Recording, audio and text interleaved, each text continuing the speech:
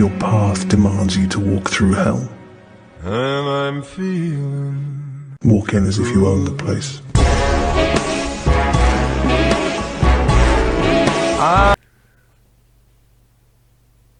Oh, hello everyone. Welcome to Miss Violet's Underworld, a new show here on Calico, featuring yours truly, Miss Violet Impulse, over here again from TikTok.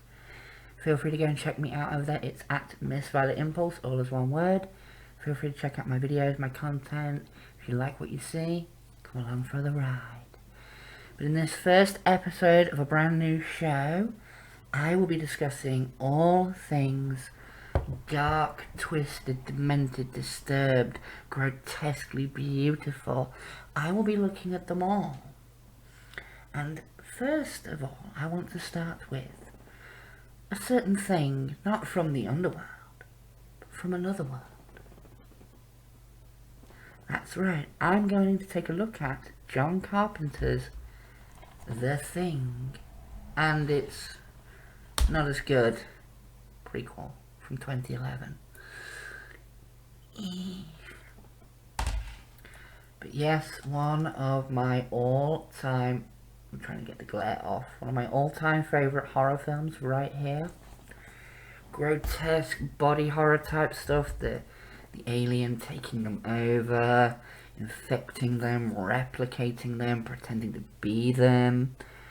It's been hotly debated over the years, talked about, loved, scrutinised, but all in good fun. Now, if you've not seen the thing, the question should be, why haven't you, really? I mean, if you love horror, if you love gore and splatter and practical effects, in-camera practical effects, if you like that, watch the original Thing. It is an absolute gold mine for people who push the boundaries of what could be done with special effects in the 1980s. So, it's a recommendation from me. Go and check it out. I will do a little segment here where I take a closer look at these DVD collections that I have. Now, I'm not going to go over all of the plot details of the film here. It's been done to death. Bigger channels and bigger people here on the world of content making have covered it better than I ever could. They can show clips and all sorts. They can do a better job than I can. I admit that. But what I will do is I will share my personal thoughts and feelings with the film. Some favourite scenes, some little theories. So here goes. Here's Miss Violet's thoughts on The Thing. So, favourite scenes. I'd have to say, one of the scenes that sticks in my head, just because of how, it is it's near the end, and Blair grabs, I can never remember the guy's name, but he grabs him by the face, and he starts kind of doing this, like moving his hands around, and you see the fingers go into the cheeks and they start to meld with it, and then he drags it. Ugh. Even for somebody like me, that was a little much. Maybe it's why I'm so twisted now that I watched that at such a young age. Answers in the comments on that one, people. The dog scene at the beginning of the film, like where they really show off the practical effects, the flower thing as it's now been christened by the fans, that to me, I look at it in two ways. As a fan of gore and splatter and all of that yicky stuff out there, I love it. I really, really love it. It's right up my street. It's my kind of thing. And just, oh. But then looking at it from a filmmaker's perspective, the practical effects at work in that scene are absolutely fucking amazing. They really, truly are. You cannot dispute that the Thing's special effects were off the chart for its time. The film got slated at the time of release. It was a bomb. But now it's revered as a horror classic, an icon of horror cinema. And it's easy to see why. The claustrophobia, the fear. Okay, one of the actors going, "I kill you," really didn't help. But that one bit, it's passable. The rest of the film is just an utter gore fest towards the end of the film. The paranoia between the characters, Childs, McCready, Kurt Russell's acting in this film. Very early days, but oh my god, you saw his talent from the get-go. He is absolutely amazing. I can highly recommend The Thing. Now, things I didn't like about the film.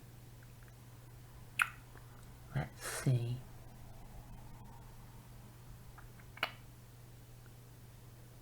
Nope. Can't think of anything right now.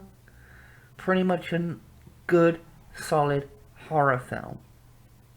It's got claustrophobia, it's got tension, it's got suspense, it's got suspicion, it's got blood and guts and gore. What more could you possibly want? It's John Carpenter flexing that muscle of his brain and bringing us something truly out of this world. Brief little backstory on the thing. It's based on a book called, I say a book, it's more like a little, like a small novel, mini novel, called Who Goes There? And this film is more faithful than the original film, the Howard Hawks film, A Thing from Another World, where the thing is basically just a giant carrot monster. And unless you've got an allergy, you're not really scared of carrots. Let's face it. But shape-shifting aliens that absorb you and literally become you, because that's the general consensus within the film, is that the thing, it not only takes you over and becomes you, it has all of your thoughts, your feelings, your memories, everything. It is essentially you, but it's a thing version of you.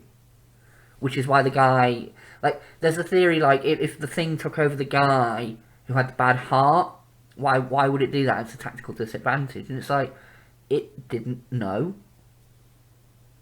I'm sure it doesn't know what it's replicating until it gets onto it. And if that is the case, then it would replicate you perfectly as you once were. So you'd have all of your, not only would you have all your good stuff, you'd also have all the bad stuff. Because, I mean, think about it. If you're trying to blend in, and the thing absorbs someone who's an amputee, if the thing improved upon what was originally there, it would grow back an arm or grow back a leg. But it's trying to blend in, so it replicates you as you were perfectly, right down to the last cell.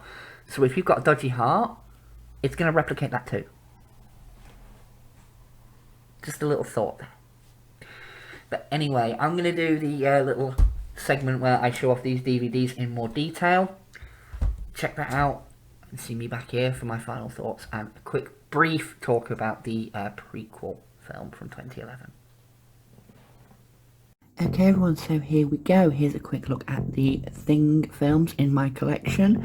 We have the widescreen edition. Oh, that's going to slide. The widescreen edition. Man is the warmest place to hide. There we go, autofocus, thank you. Man is the warmest place to hide. Includes the making of, outtakes, and all that kind of stuff. Here's the back.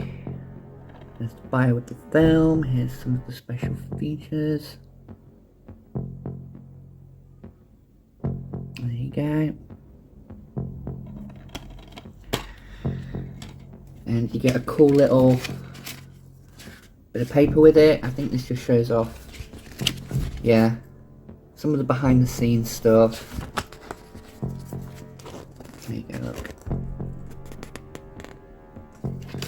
Which, you don't get this with DVDs anymore, and it's a dying shame that you don't, because this is kind of cool.